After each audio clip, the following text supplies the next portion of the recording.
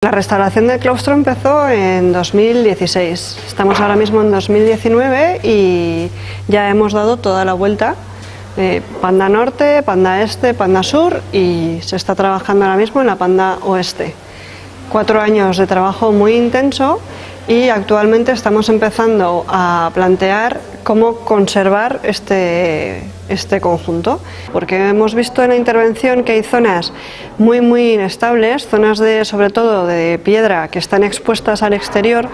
y están en una situación muy delicada y muy grave, que si no se vigilan de cerca tanto el estado de conservación como la evolución de los tratamientos que acabamos de hacer,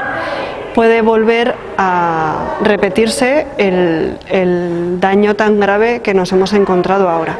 Por eso es muy importante plantear unos seguimientos, unas revisiones de la manera más eficaz posible, más práctica, y utilizar los recursos que podamos tener a nuestra disposición, toda la documentación que se ha generado en las obras de restauración,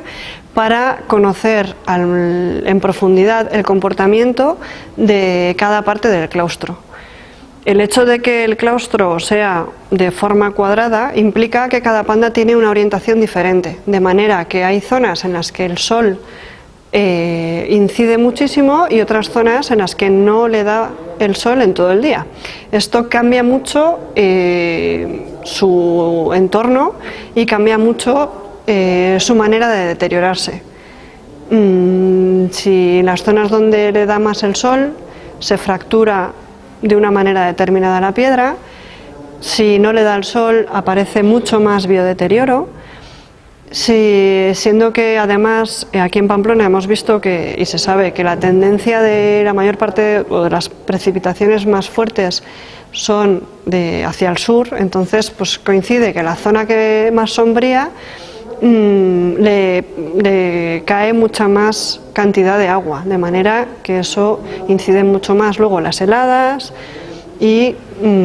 se produce unos daños más concretos y de más incidencia sobre la piedra.